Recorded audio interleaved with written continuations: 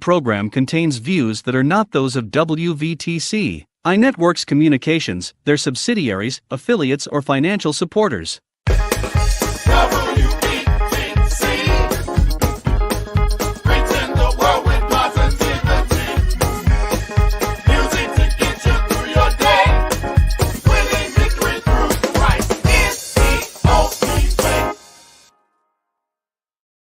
The following program contains views that are not those of WVTC, iNetworks Communications, their subsidiaries, affiliates, or financial supporters.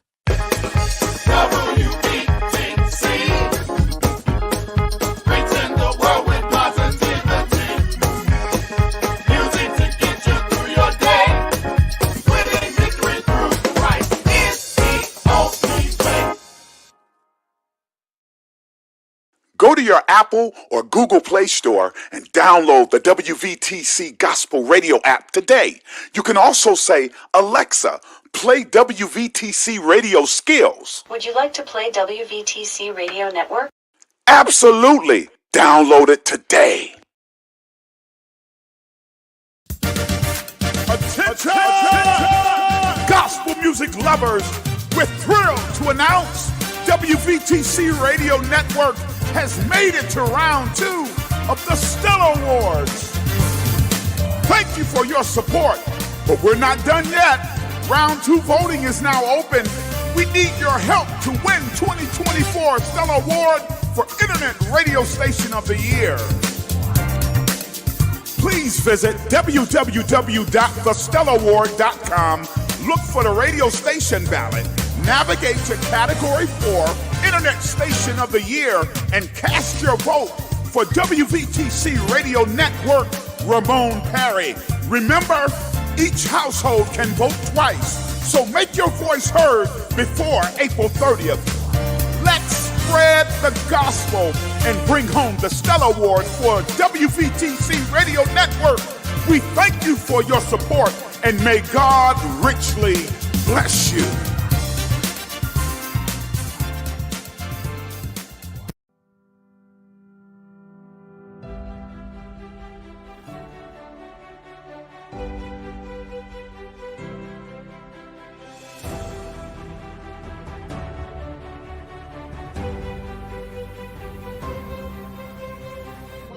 To be honest and upfront about what it is that you want, and then it's also in that piece of talking about your expectations.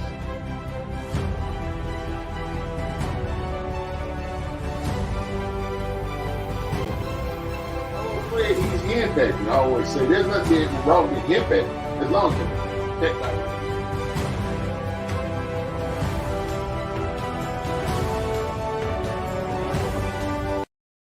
Praise the Lord, saints. Praise the Lord.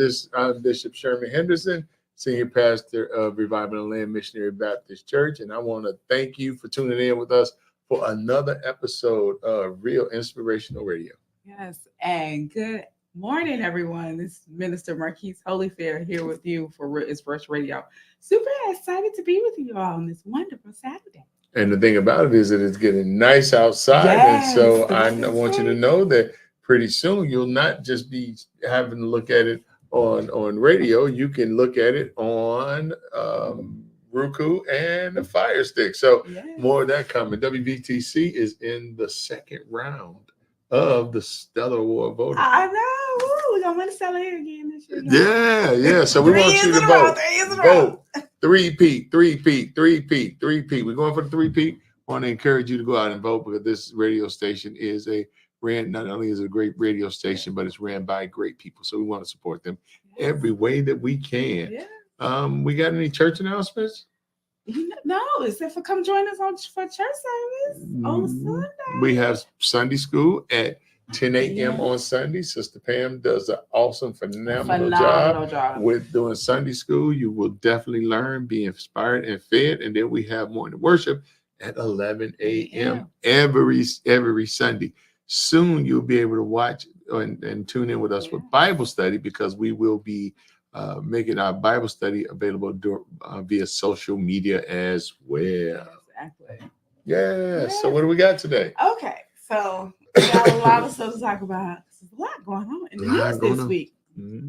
So, as you all know, we talked a little bit about this last week, but Bishop wasn't with us. So now we're going to talk about this a little bit more in depth. So we noticed again this week, I talked about last week how there have been college students across the country that have been protesting the Israel and Palestine war going on. But as you know, this week is Passover week. And so as members of Passover, so a lot of students across the country have been protesting. Okay. So all week long, we have seen protests. And I'm hearing that these protests are getting quite spirited, huh? Yes, very quite spirited. So for instance, they did recent one at NYU in New York, and they arrested 150 people. 150 people. It was students, faculty, and staff, y'all. So y'all know when the grown people with salaries get involved. Wow. That is a really serious situation going on here. And there's some talk that they plan to disrupt the Democratic National Convention here in Chicago. And I'm not going to be surprised if they do. They don't do it. So so far this week, New York, NYU had protests. Michigan had protests. Yale had protests. Cali Pi University. So where's Cali Pi? California. Okay. Cali Pi Tech. And then Columbia. So in Chicago? No, Columbia, New York.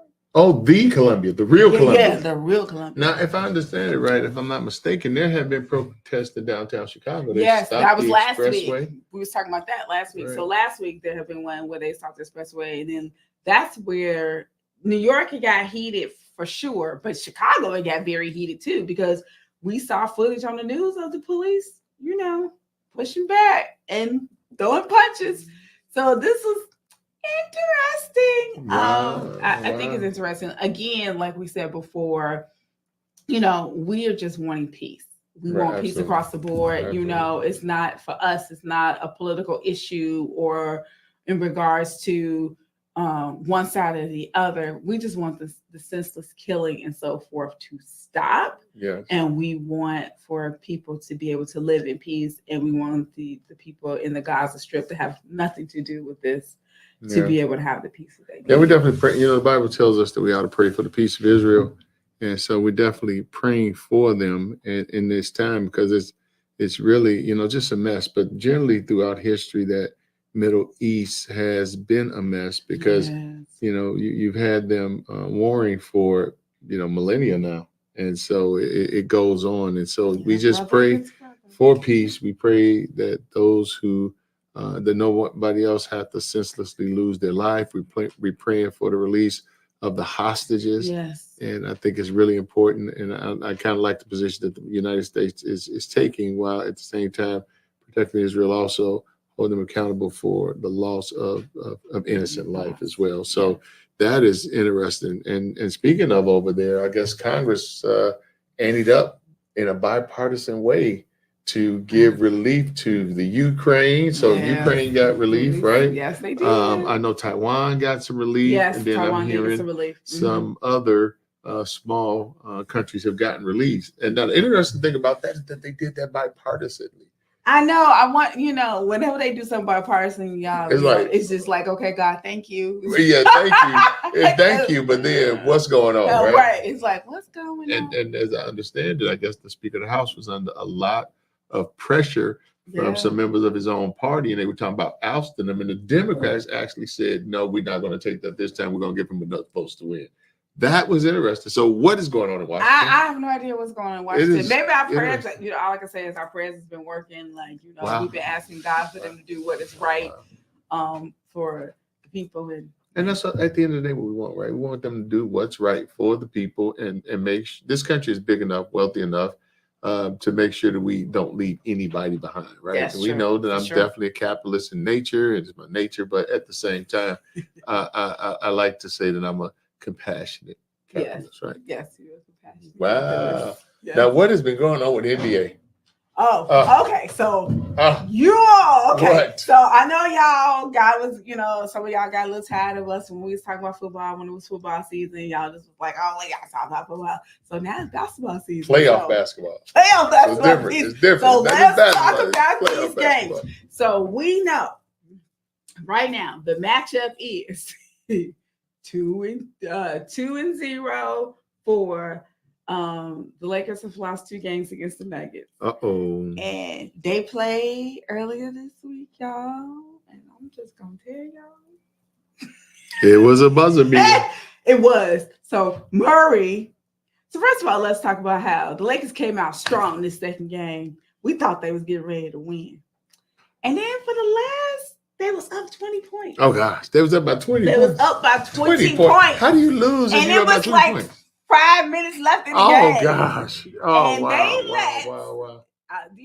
The current champions, Denver Nuggets, come back from a 20-point down to Murray at the buzzer, and he shot that shot. It was like whoosh in the corner, a good 2-pointer. They and won the game to the point that he didn't get to see his own shot because his teammates had jumped on top of him. It was like, yeah, and I was like, But I do have to say, Denver, we see y'all doing good, but y'all might not want to get a little too excited because the Lakers is known to come back from being at 0 to clinching it. They didn't came back against the Jokers. They came back against the Jokers. I know, but Russell did a phenomenal game that day.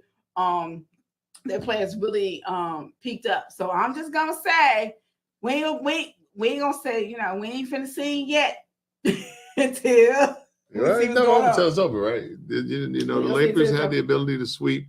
I don't think they would ever sweep Denver. And so there was another exciting game. Right? Oh, that was some good. Oh, New York Knicks, y'all. The New York Knicks, and they're playing in Philadelphia. Yes. And Joel Embiid is hurt, as I understand it. Yes. Okay. So the Knicks came back. It was so good. Another game about to do. That was a good one. So it's good playoff basketball. And then we got the Cleveland Cavaliers. They've been winning against the Orlando Magic. Where did that come from? I know. I didn't even realize. Wow. So this is gonna be good. I had assumed that the Orlando Magic was gonna be one of those teams that contended because they just had such a good team. And if I'm not mistaken, the Thunder is playing against who? Who is Phoenix playing? Not sure, but it's an exciting time. But let's not forget, today is a national holiday. So I want to remember, this is a national holiday. This is Caleb Williams Day. Oh, yes. Today, well, yeah, I know. Wednesday is Caleb Williams Day, right? NFL draft is full in effect. Yeah. My son, he just came home from college. So he's super excited that he got home in enough time so he can see the NFL draft. Right. I honestly, for the first time, I'm not too excited. Oh, I am so excited. Oh gosh. By the time you see this show, we're either going to be saluting or wondering what happened, because that is literally the worst kept secret in football, that Caleb Williams will be a Chicago Bear. So I'm excited about it. I'm excited about what I was not a believer in Ryan Poles for a while, but as I see his work, I'm like, okay, I see you. I get what he's doing things that make sense. And not only is he doing things that make sense, he's doing things that make sense while at the same time saving a lot of money. So he's just moving money around in a good way. He let Justin go because he get another great quarterback that's supposedly just as good for a lower price, and now he can spend that money someplace else, and he's already under the salary cap. He is a good GM. Yeah, but the problem is the Bears have a problem continually doing that, and then they mess up the good player that they bring every time. Well, but it's kind of like credit, right? Whenever you apply for credit, what do they say? That past performance is no indication of future success, right? So let's give them. They brought in a great offensive coordinator. Matt Eberflus shown that he can run a good defense. I think that's what saved him. That is what saved him. He turned that defense ferocious. But all I know is y'all better not be messing up no more quarterbacks. So we shall see. I'm excited about the season, but we'll see. Y'all kind of sometimey with me right now because y'all got a history of bringing in somebody dynamic and then don't have the proper support that they need to be the best self that they can be, and then they be with y'all and they be good for a season and then be trash the rest of the time. And I won't say trash, but they'll be mediocre in their playing and then go play for somebody else and be freaking dynamic. So I want y'all to watch this. Mark my words. This is April 20 as we're in April right now. I want y'all to remember that as we looking at this is April 27th. I want y'all to look at it. So when Justin hit that field and as a Steeler, he busted out.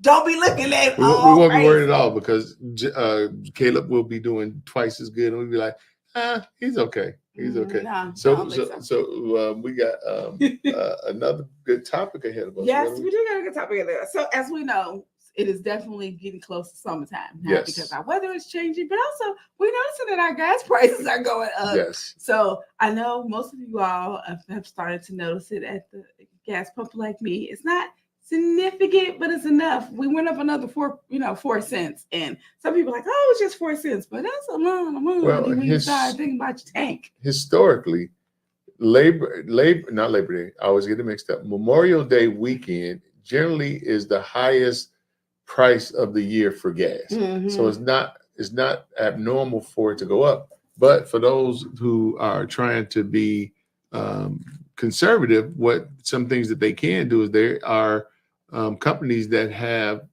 memberships where you can get gas cheaper. Yeah. So you can get 5 cents off at the gas. I know Shell does that. I don't want to be giving free advertisement, but I know I go gas up at either Costco or Sam's Club because it is significantly cheaper. And even when it's high, it's cheaper. So I would recommend that that you do that if you can, because those prices are probably going to go well over $4, close to $5. So I'm just telling y'all, gas prices is going up. So we sometimes here. It reminds me of the guy in New York that ran for mayor saying, and his whole platform is that rent is too doggone high. So I might run for governor on the platform of gas is too high, right? Okay. So we'll see how that works. We'll see how that works. So we'll see. So we were looking at that, but I also want to talk about those of y'all, because summertime is just around the corner. Want to remind everybody that, I know since we came out of COVID, post-pandemic, these travel tickets, especially airline tickets, have been like, woo, Jesus. Well, they said we finally getting to the place where we're no longer paying for what they did not make back 4 years ago, that we finally got to the place where we kind of level off, where you can go somewhere on an airplane and the tickets are, fairly reasonable. Okay. So what they are saying for you to do is to make sure that still try to make sure you get your tickets ahead of time, at least 4 to 6 weeks ahead of time to get the best deals. They said if, 4 weeks out actually isn't enough time to get a really good deal. Sometimes you may find them here and there, but they've said at least 4 to 6 weeks out from the trip helps you better for your deal. And then, of course, we know that this summer is the Summer Olympics and it's in Paris. So, some people, they were saying too that flights to go into Europe are going to be really inexpensive. However, you want to get your flight after the Olympics because hotels are going to be expensive. Flights are going to be a little bit more expensive around that time the Olympics is there, just because they're trying to, maximize the amount of tourists that will be coming in. But if you, talking about after the Olympics, you want to go, Paris or Italy or something like that, you probably get a really great, inexpensive trip. I'll be doing some traveling. I'll be going to Dallas, Texas next Wednesday, and I will be going to Holy Convocation. One of the announcements that I wanted to announce is that the Higher Calling International Fellowship of Churches will be in Holy Convocation the week of June the 5th, 6th, 7th, and the 8th, that Saturday. And so if you follow us on Facebook at Revival in the Land, you can see that posting. And if you're a church out there or a pastor out there and you're looking for a good organization that you can fellowship with, a national one, of course, we definitely celebrate all the local organizations and fellowships and alliances. But the Higher Calling International Fellowship of Churches is an international fellowship. Yes. We have churches all over the United States and a couple in Africa, some in the Caribbean, and we are actually going to Jamaica to a conference in October. So it's a lot going on, and if you're looking for a fellowship, you can inbox me, text me, or at Revival in the Land Missionary Baptist Church on Facebook. And I would love to give you more information about the Higher Calling International Fellowship of Churches, ran by the very right and distinguished Chief Apostle Johnson. And so we want to encourage you that if you're looking for a second level of covering and credentialing, to join us. Yes, indeed. And then also the news wanted to mention this too. So the mayor of Los Angeles had a scary scare this week, you all. Okay. So she was in her home, at her home business, and somebody broke in. Into the mayor's house? Into the mayor's Hey, how do you break into the mayor's house? That's what they was. That's what like she don't even have to call the police. The police is already there. Yeah. So they, so she's got, of course, now extra security and so forth. But yeah, somebody did break in. I know some people got fired. I'm sure they probably did. Yeah. So we just continue to pray for them. Did anything happen? What happened? Well, no, I think they were able to deter the person, but the person. That is insane that you can break into the mayor's house because they don't have to call the police. The police is literally usually right there, already there. Wow. So we praying for the mayor of LA. Yeah. A couple things happened in the news here locally in Chicago. A policeman got shot. Yes. And so we want to send we want to send our condolences out to his family. Exactly. Yeah. Exactly. So we know that the Chicago Police Department has lost 3 or 4 police in the last year or so. Yes. Indeed. And so we want to take our hats off to them because, again, they take so much heat from the public, but they almost have an impossible job, right? They have too many roles that they need to play, and they're overworked. And then when things happen, they're scrutinized. Sometimes rightfully, right? Yeah, sometimes rightfully, and sometimes they, But we definitely want to make sure that we're taking our hats off to the men and women of the police department who run into trouble when we're running away from trouble. So our heart goes out to that family. And we're keeping him in our prayers. For sure. Indeed. Yeah. Okay, y'all. So we are ready for, as we've talked about all that stuff in the news this week. We always like to have our good relationship conversation. Yeah. And so this week, we got like a our multi-topic. Our relationship segment is the one that tends to get the most feedback. It does. Love our relationship topic. And it was just supposed to be a topic, but now it's turned into the whole segment. Yeah. Okay. So let's roll with it. Okay. So today's relationship topic, we will talk about healthy and unhealthy boundaries, being solo and content in courtship.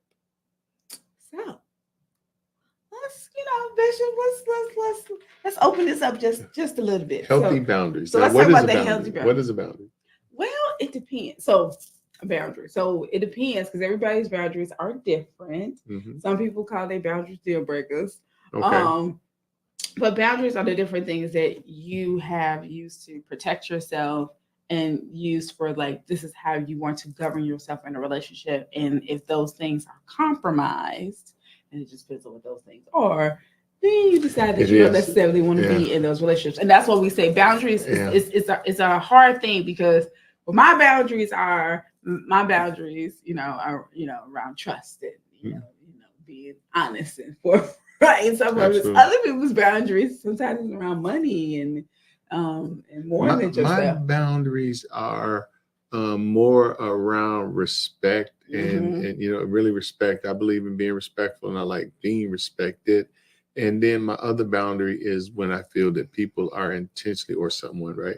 Well, in this day and age, let me say a lady, because I'm not over there. I know. But if somebody is, as I feel, is not being respectful and they're too controlling, those things are kind of deal breakers for me because people aren't possessions, right? No, they're not. So people aren't possessions. So you choose to spend your time with someone, and both parties have that right to choose that, and that's a daily choice, right? So for me, it goes around that. Just recently I had boundaries that were broken, and it was a difficult time for me. Yeah, but those are different conversations. I think the key thing is important is to first, when we start talking about healthy boundaries across the board, is understand what are your boundaries and know what they are.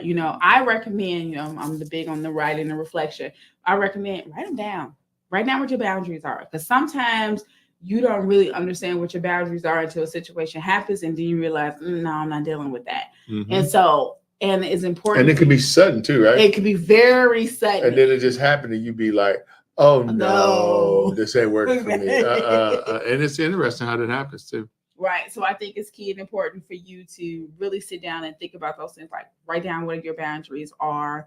And then also I think you should prioritize them. So like what's number 1, number 2, number 3, number 4, number 5. I wouldn't go past that for right now. And then really think about what those different pieces are. And then talk about your boundaries with your significant other. Because I think what happens a lot of times is people have these boundaries or expectations in their head and they never verbalize what they are. And then when it happens, you get upset or you get you feel disappointed or you feel hurt in some type of way. And then sometimes people lash out. Some people get real quiet. Some people start to distance themselves, but they never explain what the situation was and what happened. And I think that's what a disservice is. So I think it's key and important in the boundary is to effectively communicate. Because I know for me, one of my boundaries is, and I'll talk about this, is around communication. I want to, even when we have a disagreement, to be able to have a respectful conversation.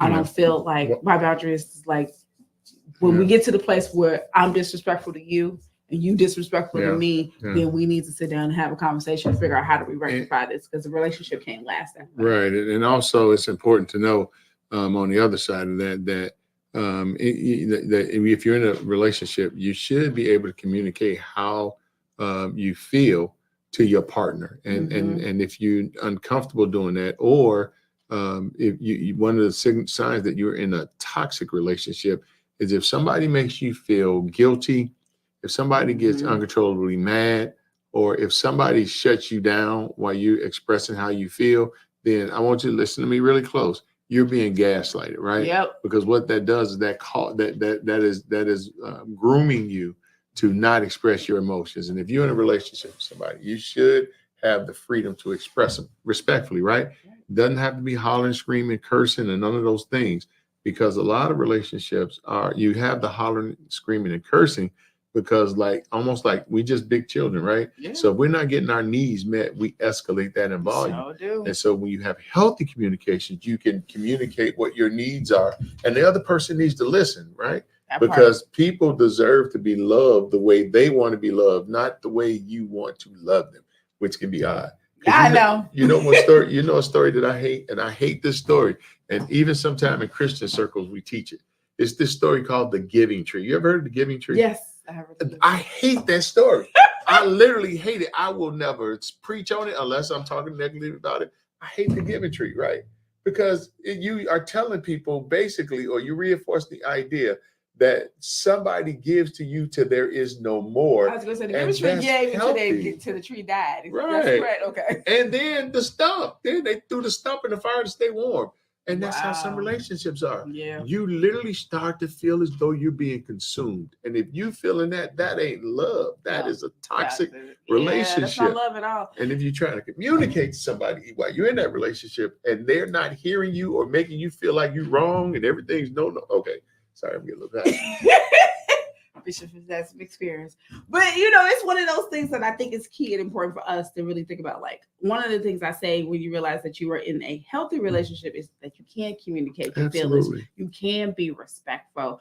And they respect your time. You respect your time. Your and be money. in the place of your time and your money. Because that's and a place where you can be vulnerable. And we'll come back to vulnerability in a minute. But when we start talking about especially your time and your money, and what I mean by that is that time and money is you value the time that you have with the individual. You don't waste their time making them do frivolous different things so that they can spend time with you, or trying to consume all their time either. Because, everybody, and I always say this, for healthy relationships, you need to have time by yourself, time with your family, time with your significant other, time with your friends. And time with God. And time with the Lord. And if you don't have those 5 things, it's a problem.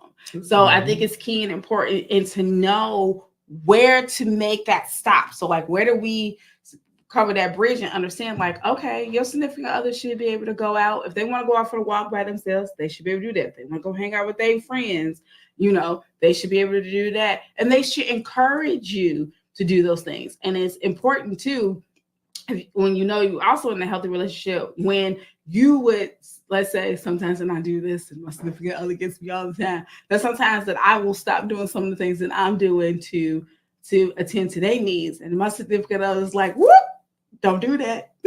he's like, don't do that. He's like, no, this is what you need to revitalize yourself. So why am I going to take you away from what it is to revitalize you so that you can take care of me? He's like, don't do that. So it's about balance. Relationships is all about balance. We talk about that balance that it takes for relationships, right? And I want to say, since Referee Wayne, I know it's a Christian-based program, but it's kind of like three things that need to be in sync, right? In order to have a healthy relationship. First, you have to make sure that you have a balanced emotional relationship. Yes. So that's one way that you have. Then you have to make sure that you have intellectual compatibility, right? And then the next one, and watch this good, because I don't want nobody texting me and everything else. You have to have good sexual energy too. And when I say that, I'm not talking about all that. I'm talking about being attracted to each other, desiring your person and wanting to spend time with them. So when I talk about it, I mean in that sense. I don't want nobody. And what happened when you see dysfunctional relationships, because none of those three things, well, I should say, it's not common for all three things to be hitting at the same time, but they kind of like in waves, right? And so that's what holds the relationship together. And so you start seeing dysfunction when you start to see the breakdown of that. True. And it also is recently I was just reading someone's article that they had wrote, and they was talking about how it's important to understand and realize, do you really like the person? Are you really in love with the person? Because when they say you grow to love a person, if there's none of those three things are there, you can't really grow to love that person. Right. And then that's when we get into the wasting somebody's time and not expressing somebody's time, because then you're wasting somebody else's time, keeping somebody else alone. Because a lot of times people who have fear of not finding their mate, fear of, not waiting on God to send their person, will try to, a lot of times they say the counterfeit, hijack a person, or they'll try to get the counterfeit and be like, okay, they fit some of the bill, that's it. And then you don't really get what it is, what God has for you.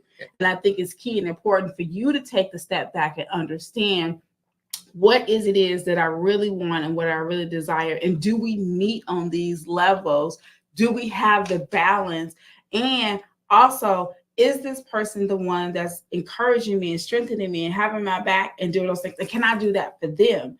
And can we do the small things? A lot of times in today's society, you see so many people in relationships where it's all about well, girl, he took me to Ruth Chris, and girl, he bought me this, and girl, we went on this vacation, and girl, and it's like, okay, these are all the material things, but can y'all just walk down the street together and go get ice cream?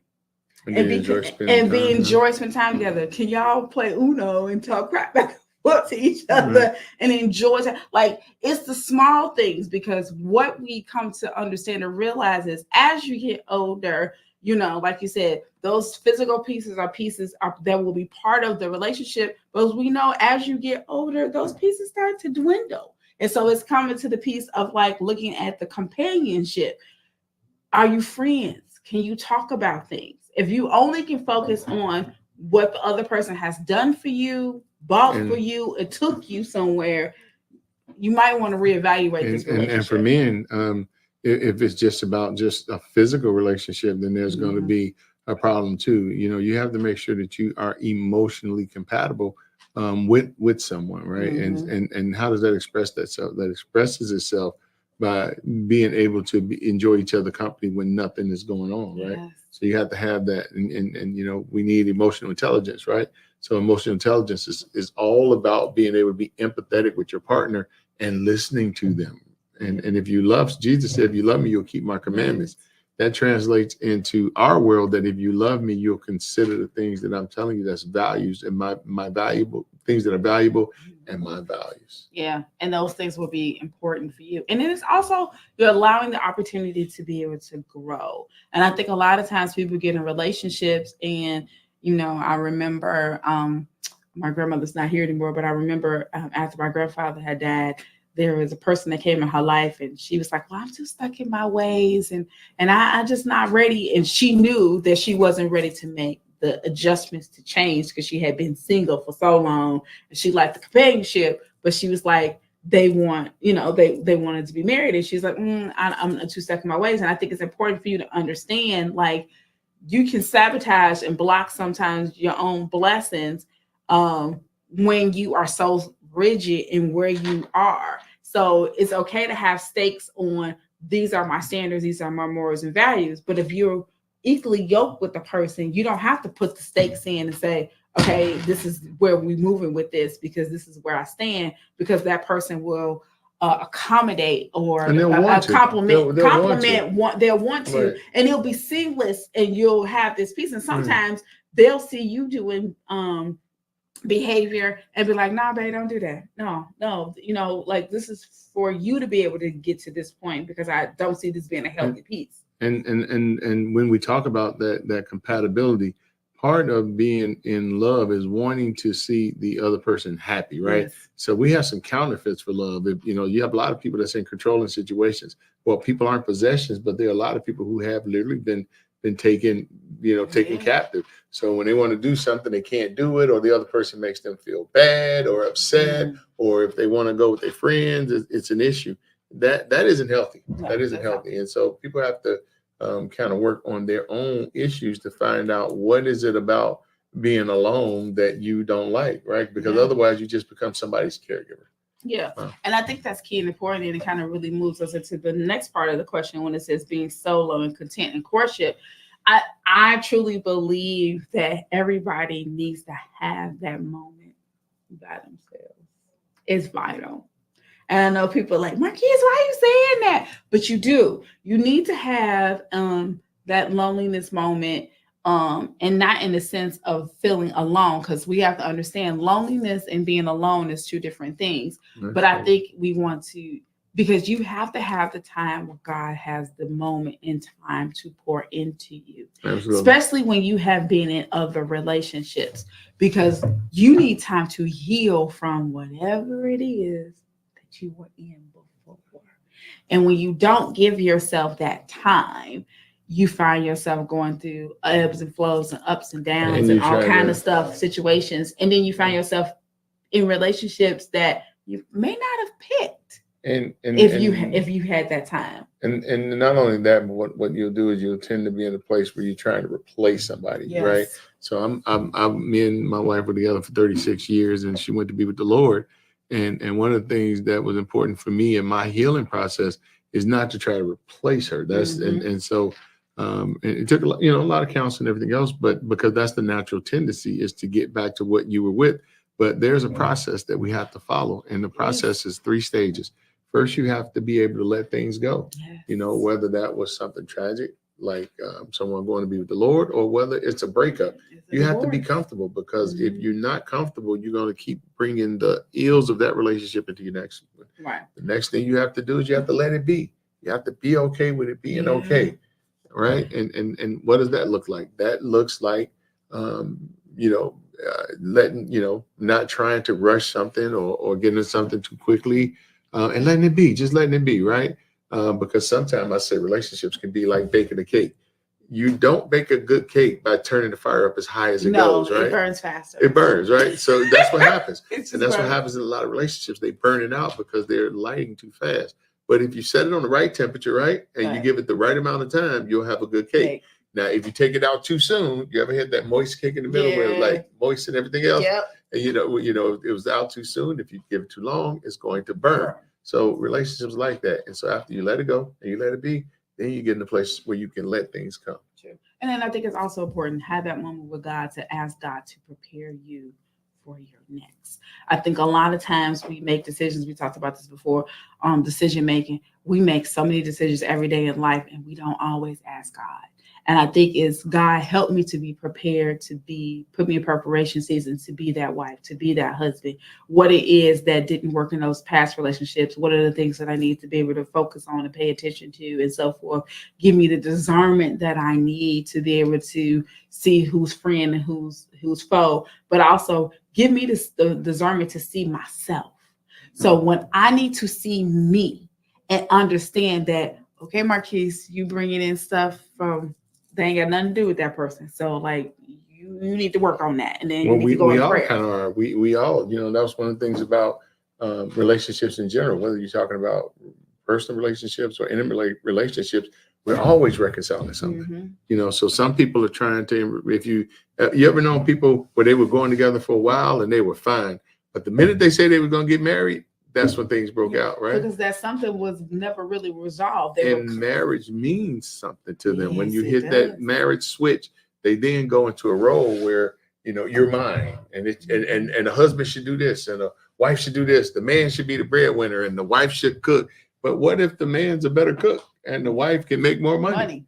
Right? So I mean, yeah, and that's why I say when we go back to your boundaries piece, that it's important that you understand what your boundaries are. You know, and I was just reading the scripture was talking about be careful about comparison, and how comparison is really a sin, y'all. And so some of us need to really be mindful of that. And you know, when you compare yourself to, you know, as Bishop say, brother French fry and sister shoestring, and their relationship to your relationship, you cannot do that because of the fact that you don't know what the dynamics of the relationship is. You don't know what God is doing and moving and how God plans to use them in that relationship. And what God got for you is for you. And it's important for you to understand that you can't look at what other people are doing on the outside, because we don't live in the houses with those people. They make, you know, we know that there are people every day that all over Facebook, Instagram, going out to dinner, dressing up, look lovey-dovey, they doing all the showy things in the public, and they sleep in the separate rooms, can't even talk to each other when they get home. Or do they spend time together? So I think it's important for you to build your foundational relationship on what it is that you need and what is important to you and your significant other, and not be comparing yourself to other people, and then understand what your boundaries are and what your partner's boundaries are. And then listen, not that half listening we do sometimes, y'all, because you know, God has delivered me, thank you. But you know, you get frustrated, you in an argument, and you have listened because you're so ready to just be right than you are to really listen to solve the problem. To win the problem. So that's what happens, is that people quit listening to the other person. And so if you love somebody, then you're going to listen to them. Some people have a hard time accepting negative feedback, right? That's why we talk about that emotional intelligence part, is that they have a hard time accepting feedback. And it can be difficult, but you have to train yourself to do it. And the way that I counsel people to do it is I say, use a technique called take the best and leave the rest. Listen to the person, listen what they're telling you, not just what they say, but what are they talking about? And if you truly love them, you will adjust, right? Because sometimes you can have people who have such dominant personalities that they overshadow the other person. And then it becomes overwhelming, right? Too much. It's like pouring a gallon of water in a cup, right? It's overflowing because it doesn't have the capacity. So knowing that, one of the ways that we circumvent that is by actively listening. What does actively listening mean? It means being quiet and letting the other person finish what they're saying, process what they're saying, and then responding. Right. So listening with your whole body, y'all. So your eyes is focused on the person, you giving full attention. You're not thinking about what it is that they're saying so you can do your rebuttal, but you really open to hearing what it they have to say. Sometimes that might be you taking notes so that you can go back to say, okay, what I heard you say was, and you know, and those are really good conflict resolution techniques. Is when you're listening to the person, if you need to write it down or so forth, listen to what they say, because when you need understanding and they know that you listen, you say, okay, what I heard you say was this, that, and third. Did I get that right? And then you can go, okay, after I heard you say that, you know, I'm not gonna tell no story. When you said this, it kind of, I felt this way on the inside, but I hear you and I understand. That's the active listening part, because one thing about it is that we have to understand that feelings don't have to be judged, right? They don't have to be weighed.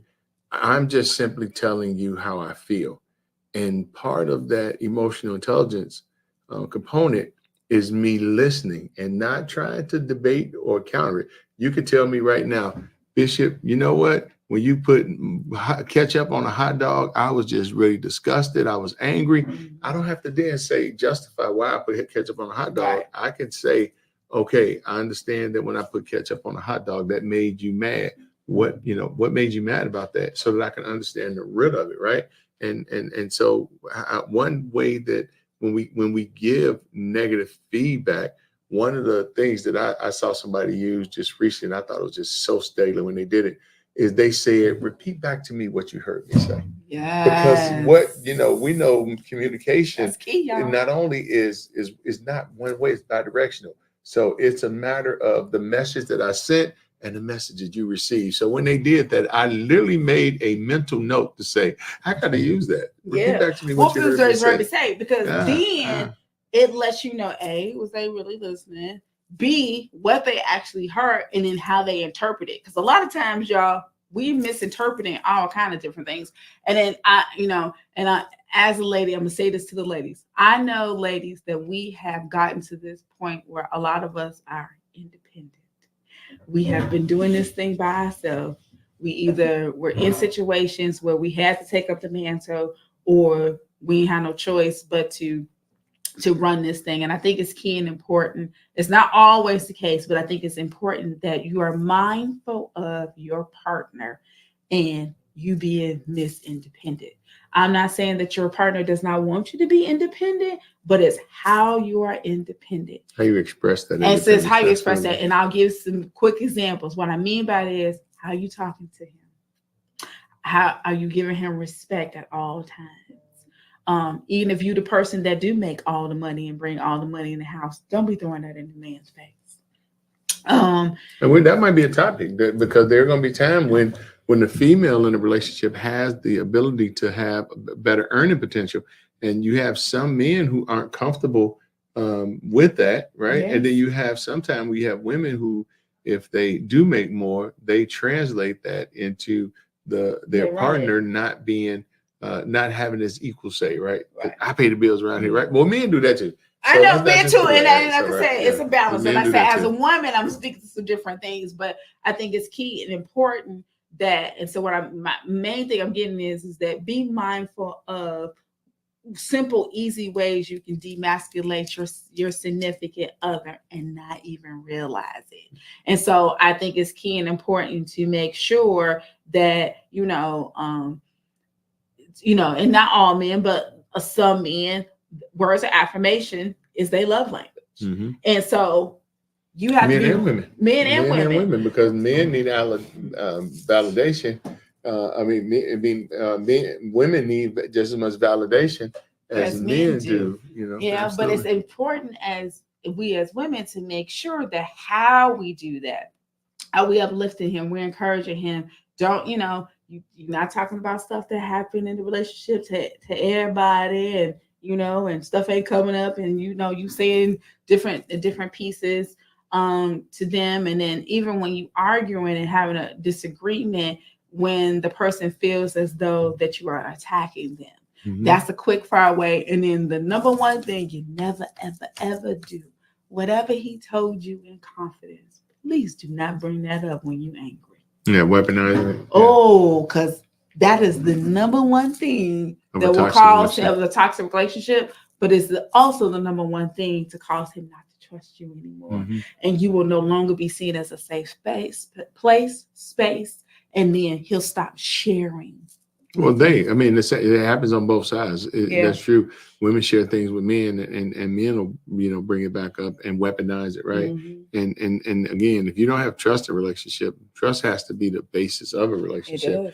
We live in a transactional world, but trust. If you're going to have a long-lasting relationship, there has to be trust there. Your partner has to be able to know that your secrets are safe with them. Yeah, and that what you gave to that person in confidence was, of course, a vulnerable moment, a moment of trying to get closeness, a moment of feeling like you have this person in your corner. Nobody wants those things thrown back into their face, mm-hmm. Or used as a weapon against them.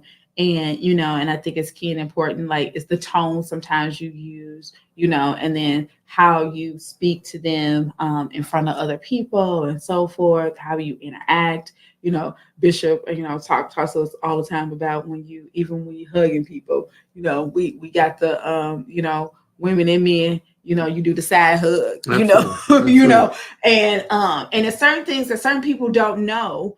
And, you'd be like, oh, what's wrong with me hugging? Because your significant other can see it one way, and you could be like, but I have no intentions.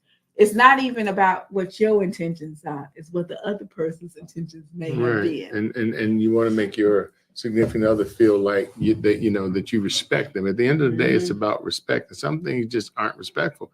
And we know one of the feedbacks that we get when we go to men's group of men who don't go to church, that they often don't feel respected by their significant other. Yeah. So they'll go to church and they say, well, okay, well, you go and you listen to what the pastor say, but then when I tell you something, I got to argue with you about it, right? Yep. So you want to make sure that you're listening to your significant other, because being in a relationship, you said it earlier, it just can't be the emotional side of love. No. Love can't just be this gushy emotion. Love is a choice. And when love is a choice, there's actions that coincide with that, right? Absolutely. And then I think it's important to understand when we talk about boundaries, also to think about, like, some people call it boundaries, like called deal breakers, but it's also understand that, remember, we all flawed. There's going to be things about your significant other, you're going to love them to pieces, but there's going to be pieces of them that be like, oh, Jesus, help me. There's one author that actually says, and it talks about love not being just emotional, because what they say is that when you fall in love with somebody, that's when you start to realize they flaws, because you're so close to them that you're beyond that level where it's just superficial. You get to see deeper inside of them, and you get to see their flaws, right? Your Superman has fears. Oh my God. Right.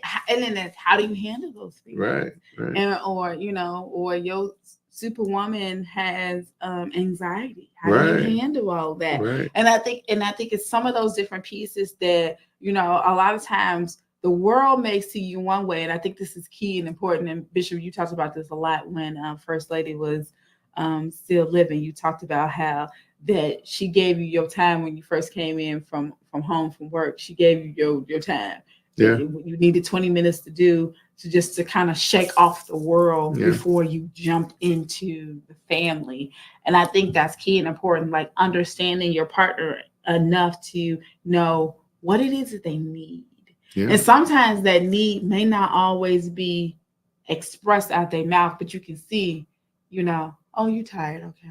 Right. Did you have a hard day? And it's mindful for us to know at the same time, or one of the parties to know, don't bring the outside pressures and stresses into the house. How many people, that are in abusive relationships because they spouse working a stressful job, right? Yes. So now they're bringing it home and they're kicking the dog. And so you do need that time to decompress. And if you give yourself that time, you can separate it. Ironically, I get my decompressing by riding home an hour. Yeah. That by the time I get home and I process things and everything else, I'm generally have decompressed that. But when I work close to the home, I did notice that there would be times when I would be stressed out and I would bring that home.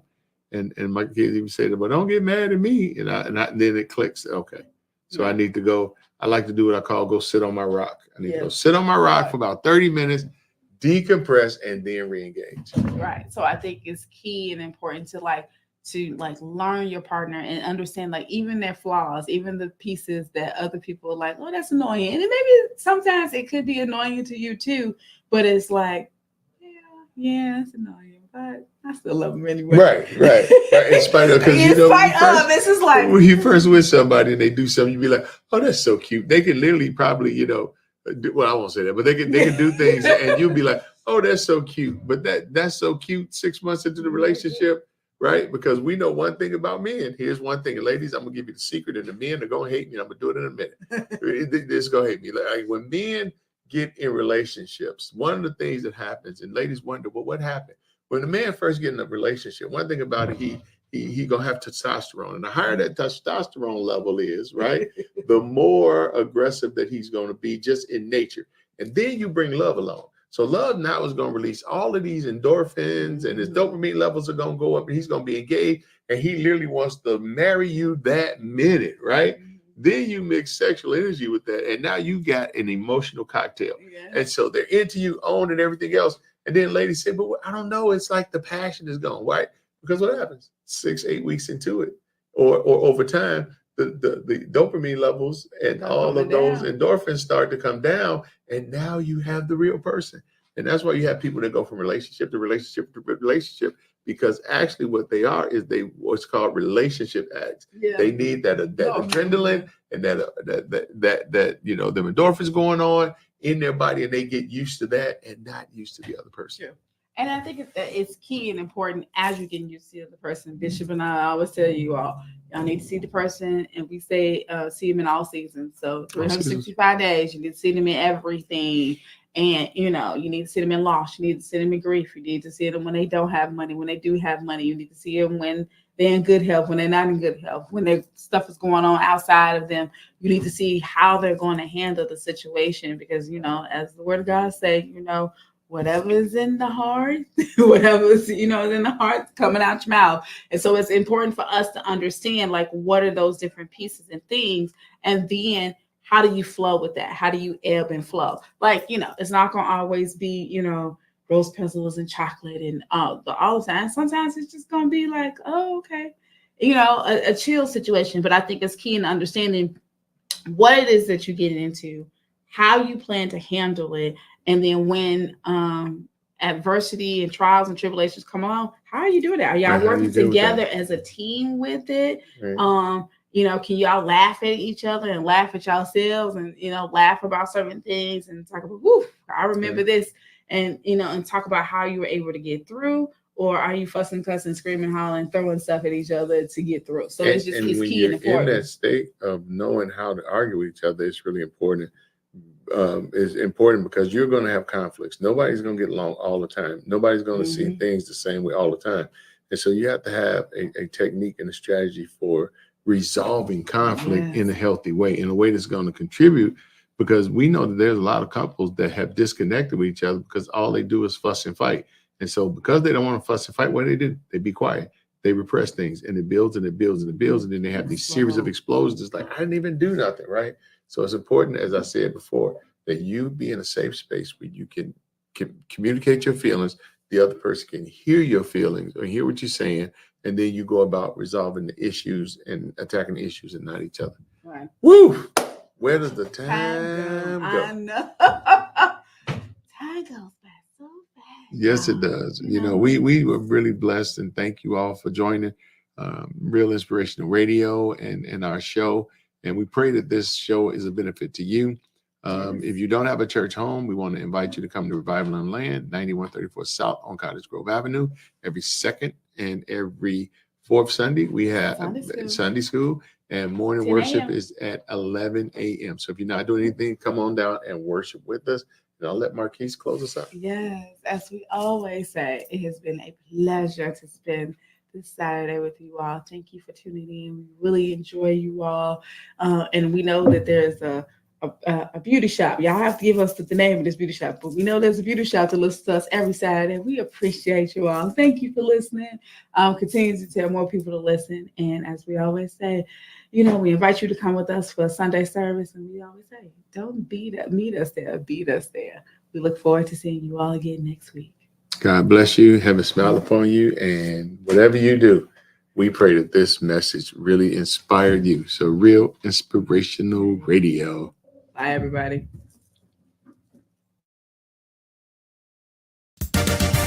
Attention!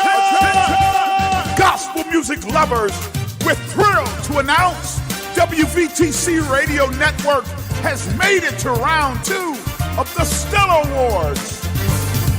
Thank you for your support, but we're not done yet. Round 2 voting is now open. We need your help to win 2024 Stellar Award for Internet Radio Station of the Year. Please visit www.thestellarward.com. Look for the radio station ballot. Navigate to Category 4, Internet Station of the Year, and cast your vote for WVTC Radio Network Ramon Perry. Remember, each household can vote twice, so make your voice heard before April 30th. Let's spread the gospel and bring home the Stellar Award for WVTC Radio Network. We thank you for your support, and may God